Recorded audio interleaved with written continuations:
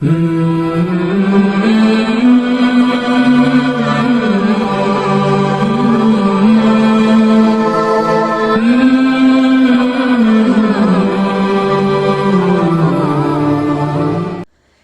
رکھنا، جب اللہ تمہاری طویل آزمائش ختم کرنے لگتا ہے تو یہ دو خاص علامات تمہیں ضرور ظاہر کرتا ہے جو شدید آزمائش میں تمہیں غیبی مدد ملنے کا واضح اشارہ دیتی ہیں۔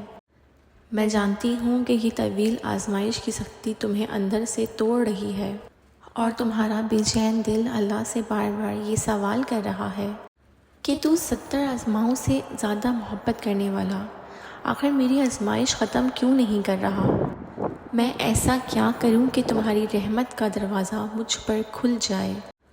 تو سنو، تمہارا رب خود تم سے مخاطب ہے کہ کوئی مصیبت بھی ایسی نہیں جو تمہاری زمین یا تمہارے اپنے نفس پر نازل ہوتی ہو اور ہم نے اسے پیدا کرنے سے پہلے ایک کتاب میں لکھ نہ رکھا ہو۔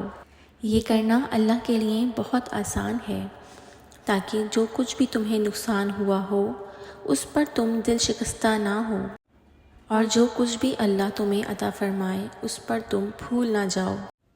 دیکھو، اگر آج تمہاری زندگی میں کوئی تکلیف ہے اور جو کچھ برائیاں تمہارے ساتھ ہو رہی ہیں اور کسی طور پر تمہاری آزمائش ختم نہیں ہو رہی، تو یہ دو باتیں ضرور جان لو۔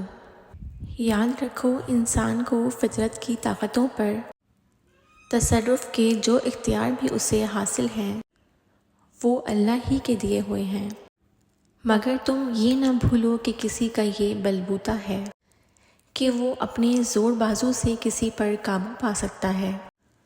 جب تک اللہ کی مرضی ہوتی ہے وہ اس کے لیے مسخر ہوتے ہیں، اور جب مرضی الہی کچھ اور ہوتی ہے تو وہی طاقتیں جو تمہاری خدمت گار تھیں وہ تم پر ایسا پلٹتی ہیں کہ تم ان کے سامنے بالکل بے بس ہو جاتے ہو۔ یاد رکھو، آج بھی خدا کا پانی خدا کے ہی قبضۂ قدرت میں ہے۔ وہ جب چاہتا ہے انسان کو اس کے جہازوں سمیت غرق کر دیتا ہے۔ اس کی نشانیوں میں سے ہیں یہ جہاز جو سمندر میں پہاڑیوں کی طرح نظر آتے ہیں۔ اللہ جب چاہے ہوا کو ساکن کر دے اور یہ سمندر کی پیٹھ پر کھڑے کے کھڑے رہ جائیں۔ اس کی خدائی میں کوئی اپنے زور پر غلبہ حاصل نہیں کر سکتا۔ جسے وہ اٹھاتا ہے وہی اٹھتا ہے، اور جسے وہ گراتا ہے وہی گرتا ہے۔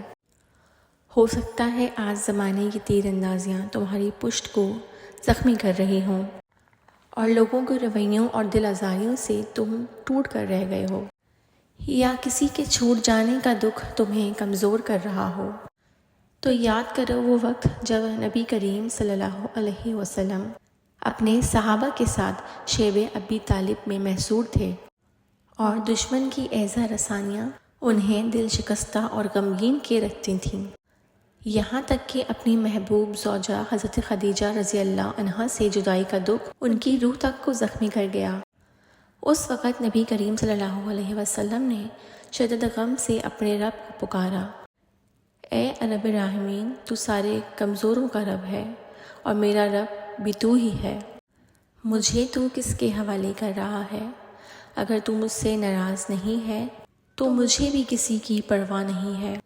میں پناہ مانگتا ہوں تیری ذات کے اس نور کی جو اندھیروں میں اجالے کر دے، مجھے اس سے بچا لے کہ تیرا غضب مجھ پر نازل ہو یا میں تیرے عذاب کا مستحق ہو جاؤں۔ میں تیری مرضی پر راضی ہوں یہاں تک کہ تو مجھ سے راضی ہو جائے، کوئی زور طاقت تیرے بغیر نہیں ہے۔ تو جانتے ہو میرے رب نے اپنے پیارے کی پکار پر تسلی دیتے ہوئے فرمایا، اے نبی صلی اللہ علیہ وسلم، کتنی بستیاں ایسی گزر چکی ہیں جو تمہاری اس بستی سے بہت زیادہ زور آور تھیں، جن سے ہم نے تمہیں نکال دیا اور ہم نے انہیں اس طرح ہلاک کر دیا جن کا کوئی بچانے والا نہ تھا۔ بھلا کہیں ایسا ہو سکتا ہے کہ جو اپنے رب کی طرف سے صاف در سری ہدایت پر ہو وہ ان لوگوں کی طرح ہو جائے جن کے لیے ان کا برا عمل خوشنما بنا دیا گیا اور وہ اپنی خواہشات کے ہی پیرو بن گئے۔